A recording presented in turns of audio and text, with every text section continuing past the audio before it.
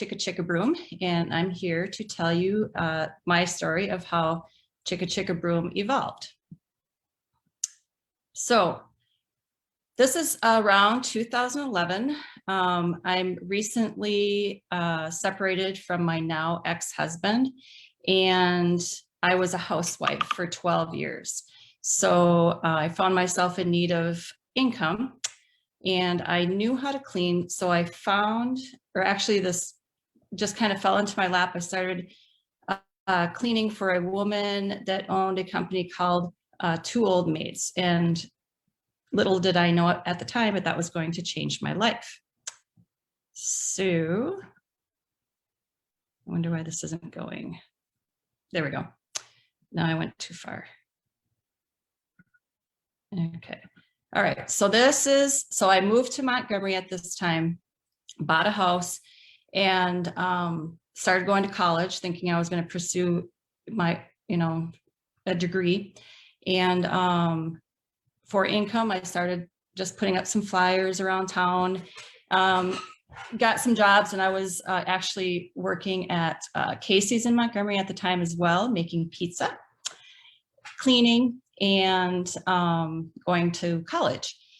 I had zero knowledge of running a business, and I often found myself stranded on the side of the road, and I call it trunk slamming because I was just cleaning. I had all of my cleaning supplies in my trunk, and I was just doing life like that. Then after a little while, I started making some money, and at the time I was around 40, maybe a little bit over. And I thought, well, why am I going to college when I'm making money doing this? So I brought on some help, and I was right along with them working. I had no systems and processes. I cleaned, I got paid, and I paid the girls. I had all of my client notes on index cards, and I used Google Calendar and a paper calendar. It's pretty disorganized, still didn't know what the heck I was doing, but I was making some money, and I was getting excited about the possibilities of this little company. And I call this the dark ages because this is when I was trying to figure out how to run a company. So I learned a lot of things about a lot of things, and learned how much little I really did know. I built my own website. This was a very dark time for me because I had no support, no help. I didn't know where to reach out. I was just kind of drowning. So during that time, while I was searching the web, I kept seeing this lady. She is a industry specific coach. So after cyber stalking her for a little while, I decided I needed the help. So I bit the bullet and I bought her. So she opened up a whole new world to me. I found people that were trying to do the same thing as I was. I didn't know that this community was out there. So she was extremely helpful for me. After I hired her, I implemented everything that she told me to do, and I doubled my business in a year. I was beginning to find my confidence, and I was again beginning to see that this could be more than I even at that time thought it could be. So things are going good. Then I hired another coach. This is Courtney Wisemey of Rescue My Maid Service, and she taught me how to get freedom from my business. So where Debbie taught me how to run my business, Courtney taught me how to automate my business. So now I can run my business from my laptop from anywhere in the world, which I did shortly after I hired her. Like 3 months after I hired her, I got married and went to Hawaii for 2 weeks while my company ran without me, basically. So this is what Chicka Chicka Broom kind of looks like now.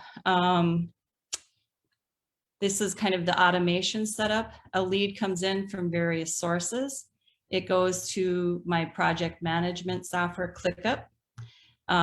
In ClickUp, I have a customer pipeline, which is automatically goes into my scheduling software.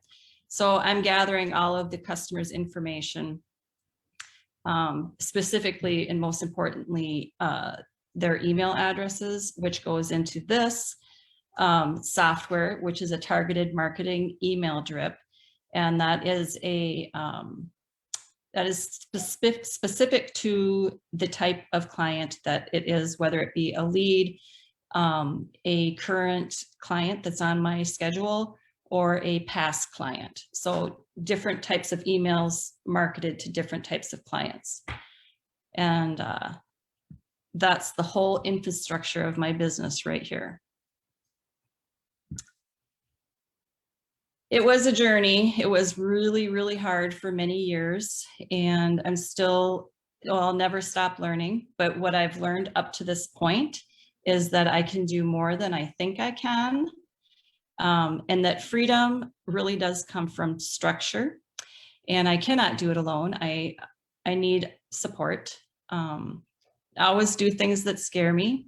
That's why I'm here today, and never stop. Thank you. Oh, these pictures, these are the people that I met along the way. These are all maid service owners. And we were in Texas together. We were in New Orleans together. This is my network group that I'm in right now. And that's me in Hawaii. That's myself and my husband. And this is just family adventures.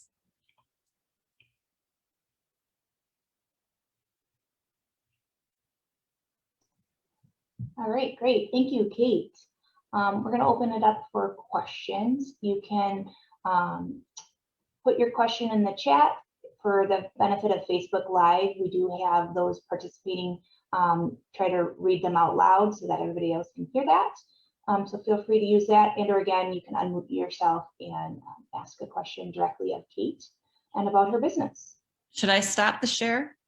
You can. It's helpful to then everybody comes back in the screen view.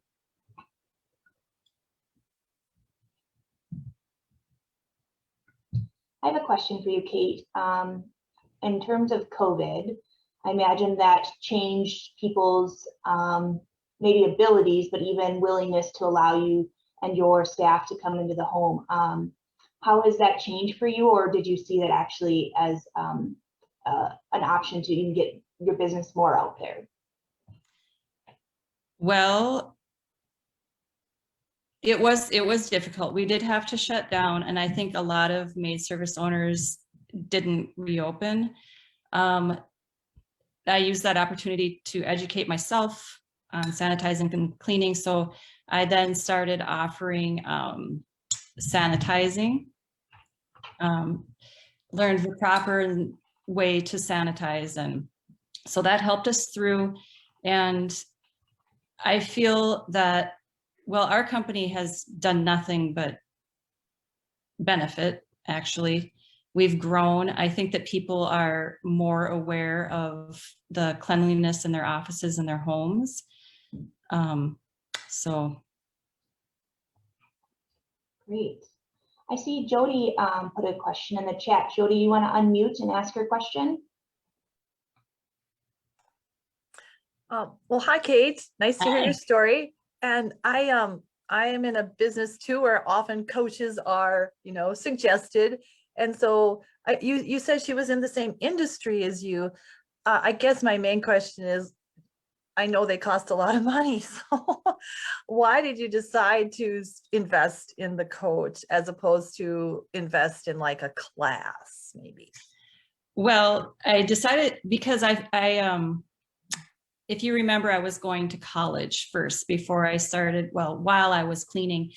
And so I figured since I wasn't going to college that this was my investment in myself, in my future, and in my career. And honestly, the first coach, Debbie Sardone, she was the only one when I was doing my searches. She just dominated. So that's why I chose her. And then she opened up a huge world to me in the cleaning industry. And that's how I wanted freedom and automations. And that's where I found Courtney. did you feel it was worth the investment then? I mean, obviously you benefited, but I guess what I'm saying is, how did you move beyond the like, oh my gosh, this costs so much, to like, I have to do it? Huh. Well, for me, I didn't have a choice because of my age. I knew I couldn't keep cleaning. I had 2 broken toes from cleaning. I knew I couldn't keep cleaning. So it was do or die. Mhm. Thank you. Yeah. Jeremy, go ahead with your question. Hi, Kate. Jeremy Hi. Garrett here. Hey, say I seen you mention there went on your lead on your workflow there where you had some social media stuff. Are you handling your social media yourself, or do you have a company helping you with that as well? Or I do. I schedule out all of my promotions a month ahead. So I do all of my Facebook and Instagram. And I hire out my Google ads. I'm in the current spot of figuring that out myself, so thank you. Oh yeah. A good tool for creating ads is Canva, if you haven't heard of that. Canva, C-A-N-V-A? Yep. All right, I'm making a note of that. I'll check into that. Thank you. Yeah. Gary, why don't you unmute and ask your question? Hey, Kate, great job, and congrats on your perseverance to get where you're at. You know, you mentioned something in passing that's kind of I think, a opportunity for all entrepreneurs. You mentioned some networks other that you were in Texas or wherever you were at. So maybe talk a little bit about how you put that together, how you stumbled on that, or if that was from your coach giving that advice, and how has that impacted your business? Sure. So actually, I joined a local network group because my coach told me to. And that has, I mean, I can't say enough about it. It's a community. We support each other. We're a brand new network group, so there's only 6 or 7 of us in there right now. But I have gotten business from referrals, so networking does work, and just having the support of local business owners is huge. The other pictures in there are basically, I see those people daily on the internet. They're just a huge support system, and they are, all in my industry. So we understand each other. It was so huge for me to find people that understood where I was at, I felt so alone for so long. Right, that people talk about business tribe and getting people in your same industry. So did you find them just on the internet, and that led you to the others? How did you happen to find that industry group? I know the networking, the referral group is one thing, the BNIs and so forth, but then that business tribe in your same industry, how did you find them? When I hired my first coach. Okay. Yeah. Another resource and it's great that you were savvy enough and to look for help. Not all entrepreneurs reach out and say, I need help. So that's great. Secondly, from a business standpoint, I'll self-promote here, but the Small Business Development Center can help you on some of those business aspects also. That might be another resource. If you haven't used, I would look to reach out to them. Have you dealt with any SBDC people? Just a little bit, and I really can't tell you why I haven't moved forward with that. I guess at the time I needed somebody to really hold my hand for one person for a long period of time. So Debbie was there for a year for me. Great. Well, now, and you talk about marketing and web, and Jeremy mentioned the same thing. There are marketing consultants that won't cost you a dime that have the expertise. So that might be an avenue to check out there. And same with Jeremy, look for the SBDC in your area, whether it's in Mankato or Rochester or whatever. Excellent. I really appreciate that tip. Marketing is very expensive, and everybody wants your money. So. Right, and so they have the SBDC out of Mankato, let's see, what is it, myminnesotabusiness.com. They'll have several consultants there, that can help you through that.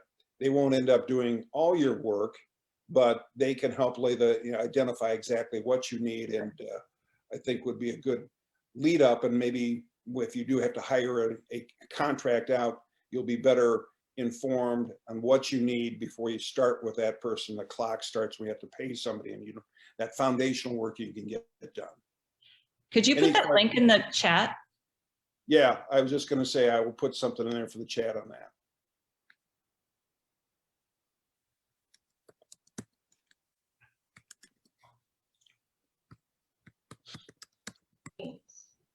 Well, Brittany, you want to ask our presenter our 1 million cups final question?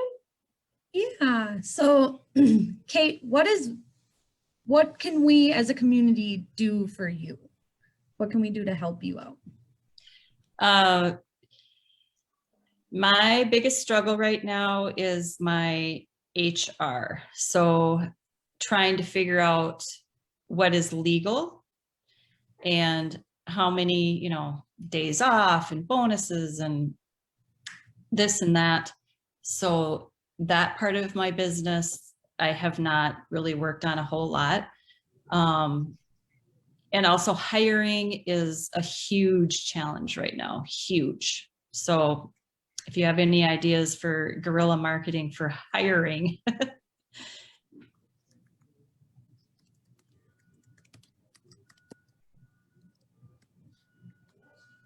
Well, great. I know there has been a gal that's been a resource to the 1 million cups, in addition to, as Gary mentioned, the Small Business Center related to human resources. So Kate, I know I have your contact. I will be sure to pass that along, the contact that I know about. And then if you yourself want to drop your contact information in the chat, that way people have a way to reach out to you should they want to follow up after.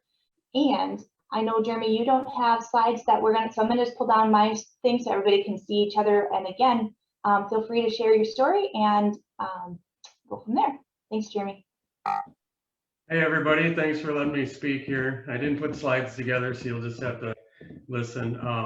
Pitching my business ain't always the easiest because of what we do. So I'm Jeremy Garris. I'm the CEO of the Spirits at Rest. We are an outpatient drug and alcohol treatment facility here in Montgomery, Minnesota.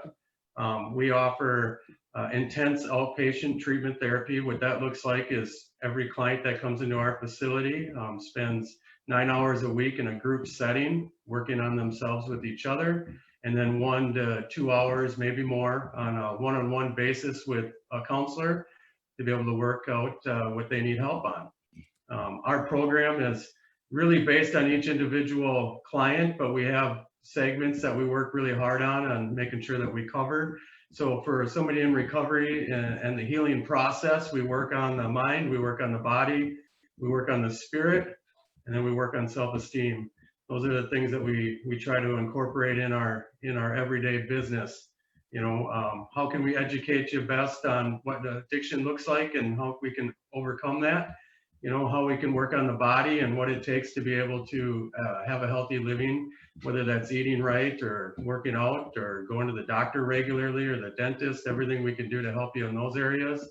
And then how can we fill your spirit? What can we do? Maybe that's religious, maybe that's outdoor activities, maybe it's just something that makes you feel good inside. But our program kind of revolves around those areas. We also work with 12 steps of recovery. So we make sure that everybody that's in our program has gone through steps 1 through 5 and help them clean out the closet, as we say, and learn what it's like to live a healthy life without drugs and alcohol. What we did here at our business, if you walk into the Spirits at Rest, one of the things I wanted to do is set our culture around how we can uplift people so that when they're in group, when they're getting into the deep darkest of their lives, they can still feel good. So when you walk through the Spirits at Rest, everything in this in our building is there's item statements on all the walls. There's our favorite sober sayings. There's everything we can do to make people feel good in their skin today and put a smile on their face as we're trying to work through some difficult situations.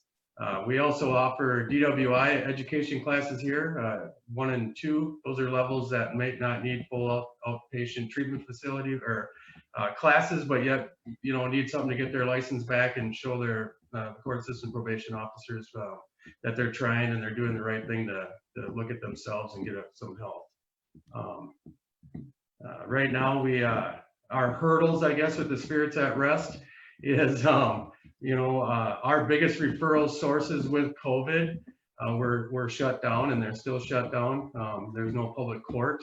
And I'd say a lot of, when we built the industry, we built it on referrals that were going to come from the county and the surrounding counties, and we had to learn, how to kind of self-promote because those referral sources are not active. We actually turned our paperwork in March 2nd for the Spirits at Rest, and I think it was probably 2 weeks later when COVID shut everything down. So we went through our license process through COVID, which was interesting and was probably very good for us because it gave us the right amount of time then to slow down the process and to get everything properly put together here. We were licensed July 22nd of last year here in Montgomery, and we've been seeing clients in person or via Zoom. We prefer in person because then we can feel how somebody's energy is and we can understand what they're going through that day compared to the computer here and just kind of seeing a face. So I guess right now our thing is trying to figure out, I guess when I say hurdles, our biggest thing is I asked the question of Kate earlier about social media. I've been trying to, use Facebook resources as best I can, but I know there's companies out there that are probably, a lot better with the social media idea than we are, to help us get our platform out there and to try to reach folks that might be struggling or family members of folks that are struggling that might be able to see what we have to offer here and what we can do to help. So that's been my biggest thing for the Spirits at Rest growing right now. We do have clients coming in, just from reputation and how we've been able to help folks. We are also currently going to be adding housing to our program. So we're going to be breaking ground and building homes so people can do an inpatient type treatment program. So that's a longer program. And that's going to be starting here in spring. We're going to start the building process. So that's also one of my hurdles right now is just kind of getting through all the red tape of that and lining up the company to actually do the building and just everything involved with that. So those are the two things, that we could discuss for any other questions. Again, I apologize if I missed anything, but it's really hard to get publicly stand up and say, I run a drug and alcohol treatment facility and what can I do to help? Because most people go like this and they go, hey, I don't need help. Or is he looking at me? So it's kind of, I don't pitch it too often. So I hope I did all right. And I guess I'll open up the questions. Great, thank you, Jeremy. Again, anybody feel free to chat or put in the chat if you have a question or just unmute your mic and ask that of Jeremy. Just to check in, Sarah, I guess I should have asked this the last time. We're not receiving anything on Facebook Live, I would assume. Correct. Yep, if a comment comes through, I'll type it out for us. Great.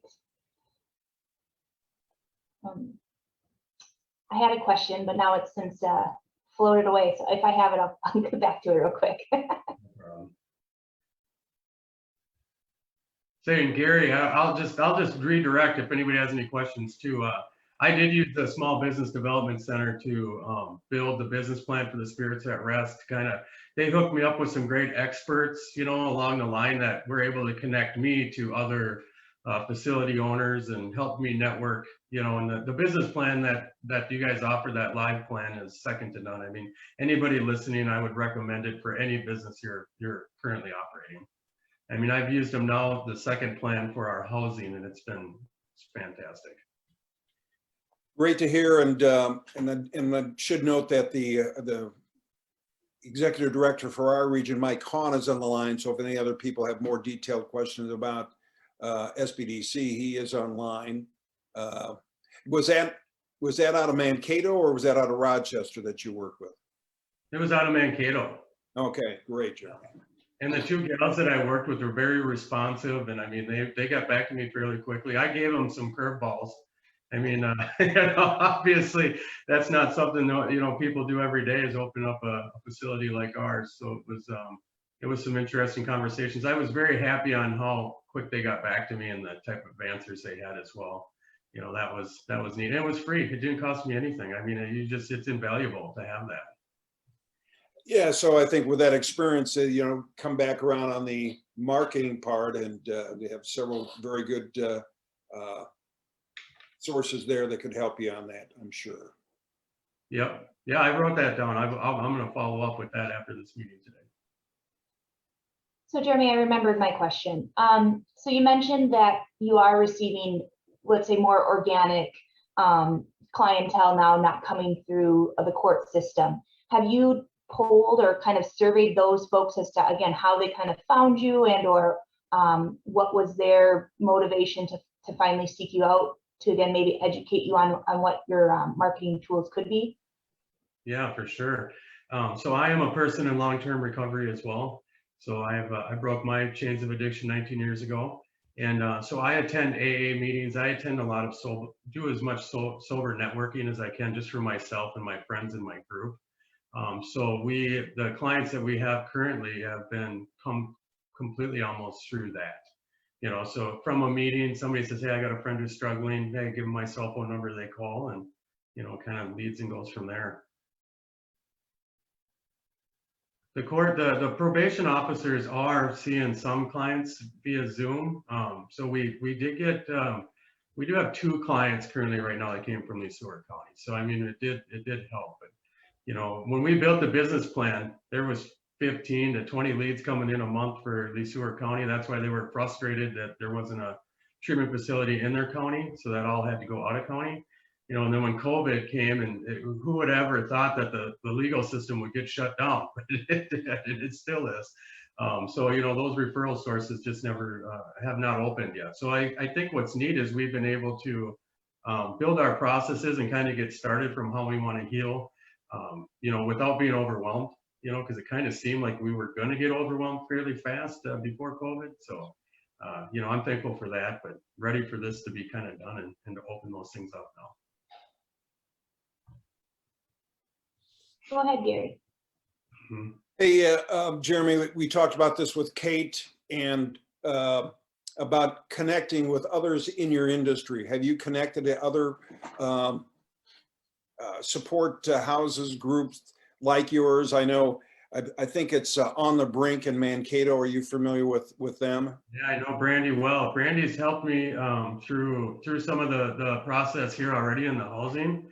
And then, yes, I've reached out to several facilities that have housing. There ain't a lot of them in the state, so it's, you know, it's getting to know the right people that are involved with, you know, the higher part of that business. And I'm actually going to tour a facility here next week, but with COVID, it takes a lot of time to be able to get internally inside one to kind of see how it operates. But yes, I do have several that I've been in contact with, you know, and that have been helped me with it. It's been invaluable. Good. And you know, with the virtual world, if you haven't, much like what Kate was saying, reach out then beyond here in the States, since it is limited, and you know, cross-pollinate and, you know, steal ideas from them. And also it's always good to have that support group who really understand your business as you have challenges, will help kind of, I think, whatever challenge come, help you, boost you through there. So I'd encourage, much like Kate did, reach out internet-wise, virtually, and connect to people in other states, or try to look at other rural areas that might demographically be like you, okay? You know, look for a place in Iowa or Wisconsin, here again, starting with Brandy. So I'm glad you made that connection. Absolutely. Yeah, I did make a good connection in Texas. Again, the facilities that we're looking to build there's only 1 or 2 in the entire United States kind of focused off of what I want to do. So I've reached out to them, and just minimum resources for it. But absolutely, the more I can talk to, the better.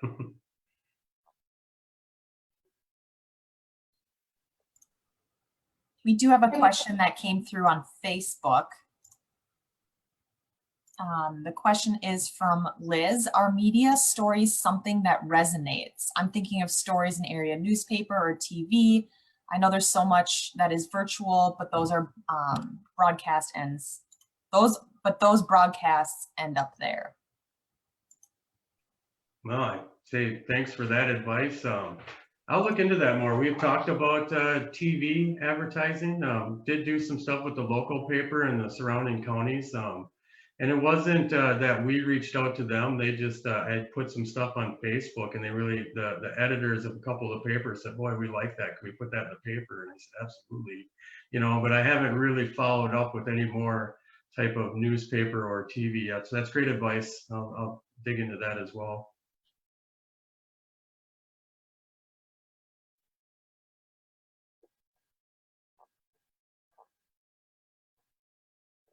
You know, and I think like just to use up some space here, I would like to, I'm looking, what I would really like to do is hire a company that does, you know, Facebook, Twitter, you know, that just kind of mobilizes it all and then can help us build a platform, you know, and then I need to find somebody that would understand, you know, the recovery world a little to understand how to build that message. I mean, I think we can build it here, but you know, I'm kind of the creator of all that, and my time's been getting less and less and less. So I kind of need somebody that can maybe step up next to me that can maybe help me with that. I have a resource for you. Oh, thank you, Kate. Have you heard of Fiverr? Fiverr. No, but I'm writing that down right now. They're just freelancers that you can hire for certain projects. Okay. I have a friend that actually hired them to do a video ad for her. So Excellent. I will look into that. I'm going to be looking into Fiverr for some copywriting for my website. So yeah. Excellent. Excellent. Thank you. Jody also noted that some people hire a virtual assistant, you know, just for a few tasks. Jody, do you want to expand on that at all? Sure. I'm an online teacher, and I have hired a virtual assistant to help me with like updating my Facebook page posts and my Facebook, well, the picture on all the Facebook pages, and then all the, like, I have 5 days a week, I have a message. And so she's updated those, things like that. And there's a really vibrant world of virtual assistants. I'm an online teacher, so I have colleagues all over the world. And so, you know, you don't necessarily have to hire someone from the United States. You can hire someone from another country as well, if that's something that, you know, you feel comfortable doing.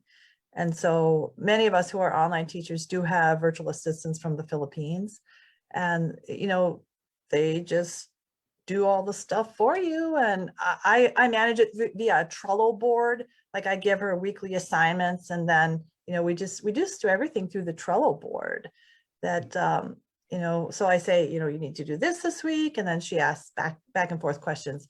So it's a really, really good way. However, if you have a virtual assistant, you know, you need some way to organize them. So Trello is a very, very good tool. And I can put the link for Trello in the board too, if people haven't heard of it. So. Thank you. Great. Also in the chat, a couple people dropped some names. Julie Fredrickson is a consultant. She's been a past 1 Million Cups organizer. And then Lindsay Pruney, she's been a participant, happens not to be on the meeting today, but also is in that space doing social media marketing. Jeremy, I know we've chatted in the past about sort of that, I don't want to say add-on, but that when somebody's coming and seeking their recovery, they may have family members, whether it be a spouse or children, or even just, you know, parents, siblings, stuff like that. What have you guys been talking about or thinking about in terms of assisting those that maybe are not directly needing the treatment, but have been impacted by their loved ones' need for sobriety? Yeah, that's a great question. You know, we have started counseling with them. We have, when we do our one-on-one therapies, we've started bringing them into the room as well. So that way we can do some cross counseling. And then we've been spending some time with them alone, individually as well. And just kind of being able to build a picture of what addiction does to the person and then what recovery looks like. and then try to deal with resentments and anger, because that's usually the biggest thing, is folks are upset about how they were treated while the other person was using, and there's a lot of things that go with that. So yeah, we've spent we're figuring out how to spend more and more time in that type of structure as well. It's just, again, I would love to be able to bring a ton of people in the building at once, but we're still trying to overcome that hurdle as well. So it's just doing what we can, but also following the rules, as we go along. But yeah, it's been neat, and I think in our world, it's kind of, everybody's different. So each person gets that individual attention and what we can do to help them. And then we kind of branch out to family as we work the steps with our clients. Thank you. And I guess another question I've had is, as we've talked about marketing, have you considered, I know the Facebook question was mentioned about media in terms of television or print media, radio ads. We have our partner in New Prague, K-Check Radio, that does a lot of advertising, and then also with 1 Million Cups here, Christy Foss. And so both have talked about in the past how radio reaches a wide spectrum of folks. So have you considered radio ads? Yeah, absolutely. Actually, Aaron at K-Check there, I do my ads with him for the other business that we have, and this business here, we just put together some advertising for it. It's kind of figuring out where we can make the biggest impact, but yet we're still on a tight budget. As we go here on where to spend the money wisely for this industry. We're still growing slower than we anticipated. So it's just kind of going about what do we think we'll be able to get out there the best. I still, I can put an ad on Facebook, the marketplace here for, I should say the Montgomery site, and it's amazing the amount of people that we can get a response to, and even with my other business, it's always hard to be able to track down, what came off the radio. It's just not as easy. So that was always my second go-to after we get social media figured out, was now the radio, I think, is going to be the next one, because everybody listens to K-Check in this area. So I do know it's valuable. It's just kind of cutting and choosing where we spend right now.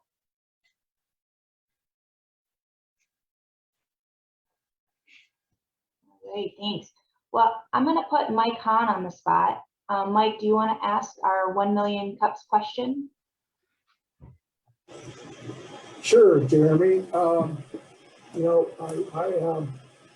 with the addiction side, having it in my family, I've not been an addict, but my son has struggled through the years, and he's been sober now for basically the past 3 years, and it's been a real struggle. So thank you for what you do. But our question is, as a community, what is it that we can do to help you become a better business? Oh, I appreciate that, and I'm very thankful for your son for being able to find recovery, because it's a beautiful thing. As for the business and the community, that's a good question. I've been so focused here with the umbrella of just building this business here, I don't think about the community side of it as well. I guess it's just helping us continue to grow. I guess the resources that we are offering here with this Million Cups, and that Rev program that I'm available with, just continuing to have programs like this so we can come on and ask the questions and talk about it, and how we can get referrals when we need it. Not referrals for clients, but like this right here, I'm having an issue with social media. We can have this conversation and I can get some great names out of it and be able to go and find that people who can help. One thing that I will offer to you, with Gary Shotneck and chatting on the side here a little bit, is MSU does have a recovery major program. I don't remember the name of it, but that might be a good place as far as for internships, and also please look us up as far as in the area as regarding marketing. We can help you kind of expand it from there as well. I really appreciate that. I did reach out to them as soon as we were licensed. It was the first place I contacted. You guys have a fantastic program there, and you guys have LADCs that come out of there licensed and ready for internships. So we have to be opened and have to have so many hours under our belt with our supervision before we can bring interns on, but we're getting close. And absolutely we'll be working with you guys over there. Yeah.